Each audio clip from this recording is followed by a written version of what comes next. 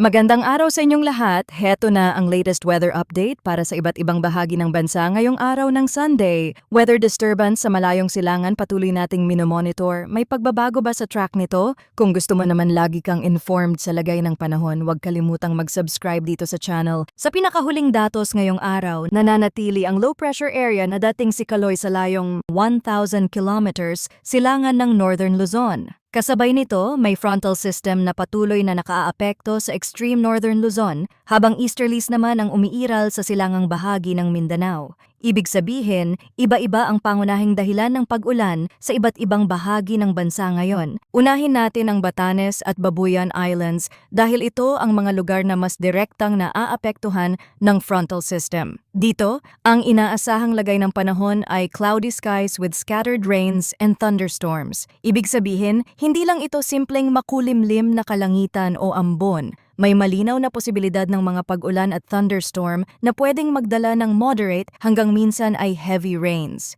Dahil dito, may banta ng flash floods o landslides lalo na sa mga komunidad na mababa ang lugar, malapit sa daluyan ng tubig o nasa mas matatarik na bahagi. Sa mga lugar na apektado ng frontal system, mas madalas ang makapal na kaulapan at mas tuloy-tuloy ang tsansa ng pag-ulan kumpara sa ordinaryong localized thunderstorms. Mahalagang tandaan na ang frontal system ay puwedeng magdala ng mas organisadong pag-ulan sa matataas at pinakahilagang bahagi ng bansa. Kaya, sa Batanes at Babuyan Islands, hindi lang simpleng pag-ulan ang dapat bantayan kundi pati ang posibilidad ng paglala ng kondisyon ng lupa at pag-ipon ng tubig sa mga mabababang lugar.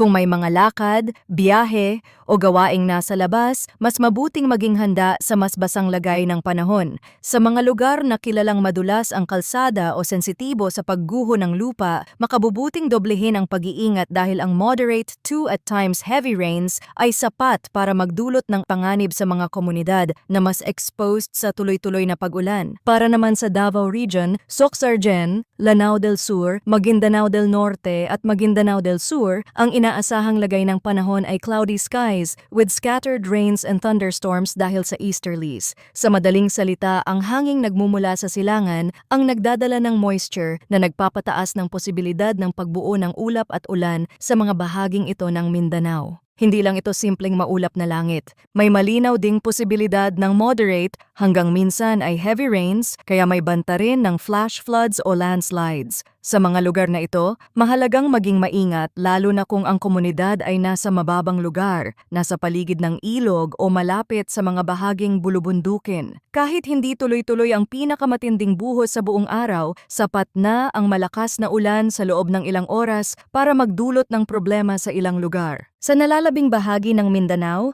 ang forecast ay partly cloudy to cloudy skies with isolated rain showers or thunderstorms dahil sa easterlies, meaning bagamat hindi kasing aktibo ng mga lugar na mas diretsong tinatamaan ng moisture, naroon pa rin ang tsansa ng biglaang pag-ulan sa ilang bahagi.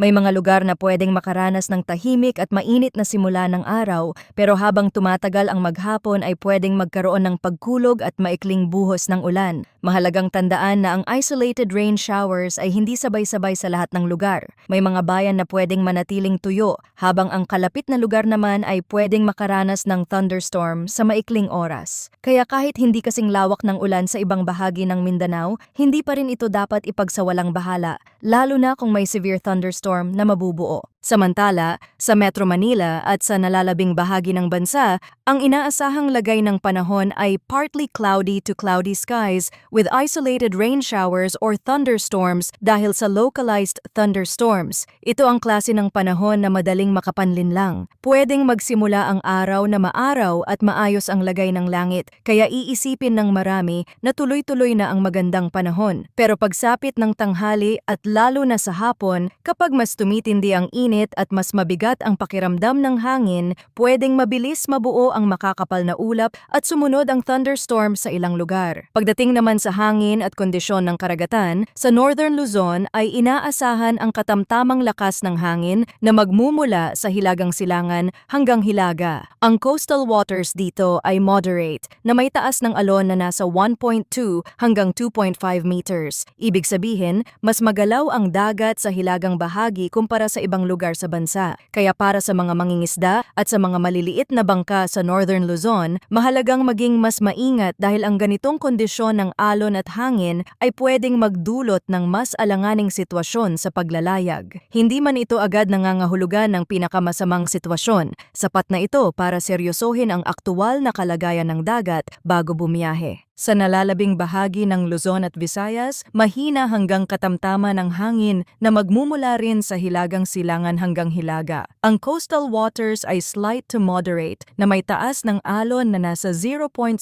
hanggang 1.8 meters. Sa Mindanao naman, mahina hanggang katamtaman ang hangin na magmumula sa silangan hanggang hilagang silangan, habang ang coastal waters ay slight to moderate na may taas ng alon na nasa 0.6 hanggang 1.2 meters. Sa kabuuan, hindi ito indikasyon ng pinakamalubhang lagay ng dagat sa buong bansa, pero hindi pa rin ito dahilan para maging kampante. Kapag may thunderstorm o biglang pagbabago ng hangin sa lokal na area, pwede pa ring maging masama ang aktuwal na kondisyon ng karagatan kahit hindi naman sobrang taas ng alon sa pangkalahatang forecast. Kung titingnan naman natin ang extremes ng temperature at relative humidity para sa 24 na oras, ang pinakamababang temperaturang naitala ay 26.5 degrees Celsius 6:30 a.m. ng umaga, habang ang pinakamataas ay umabot sa 35.1 degrees Celsius 3 o'clock p.m. ng hapon. Sa relative humidity naman, ang pinakamataas ay 90% 2 a.m. ng madaling araw, habang ang pinakamababa ay 50% 3 p.m. ng hapon. Ipinapakita nito na kahit sa umaga ay mainit na ang pakiramdam at habang tumatagal ang araw ay lalo pang tumitindi ang init sa paligid. Kasabay nito, ang halumigmig sa hangin ay sapat para gawing mas mabigat at mas maalinsangan ang pakiramdam ng panahon, lalo na sa tanghali at hapon. Ngayon, pag-usapan naman natin ang latest tropical cyclone threat potential. Batay sa mas malawak na outlook at gamit ang ibang mga weather model pagdating sa long-range forecast, nakikita pa rin ang development ng bagong sistema sa silangan ng bansa. Sa simulation, may posibilidad na ito ay maging bagyo at may mga senyales na maaari itong maglandfall o tumawid sa bansa. Mahalaga ang bahaging ito dahil sa mas malawak na sitwasyon sa silangan.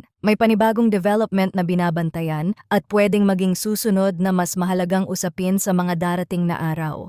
Pero kailangang maging malinaw sa puntong ito na malayo pa ang forecast period. Ibig sabihin, marami pang pwedeng magbago sa mga datos. Sa usaping long-range forecast, hindi pa tama na ituring agad itong tiyak na tatawid o tiyak na maglalandfall. Ang tamang pagtingin dito ay maagang pagbabantay pa lamang. Hindi pa ito dapat gawing dahilan para agad mangamba ng husto. Pero hindi rin ito pwedeng baliwalain dahil kapag may mga model ng nagpapakita ng development sa silangan, ibig sabihin ay may sapat na dahilan para masusing bantayan ang mga susunod na update. Ang mahalagang punto rito ay ito: kapag may pagkakasundo sa ipinapakita ng mga weather model, mas malinaw na tumataas ang posibilidad ng development. Sa ganitong sitwasyon, ang pangunahing nagbabago na lamang ay ang lakas at direksyon ng sistema. Iyan ang mga bahaging mas hindi pa tiyak sa ngayon. Ibig sabihin, maaaring pare-pareho ng may nakikitang mabubuong sistema sa silangan pero hindi pa lubos na nagkakaisa ang forecast kung gaano ito kalakas at kung saang eksaktong bahagi ito lalapit o tatawid. Kaya sa ngayon, ang pinakamahalagang tandaan ay mataas ang posibilidad ng development pero ang detalye ng eksaktong magiging track at intensity ay kailangan pang linawin habang lumalapit ang mga araw.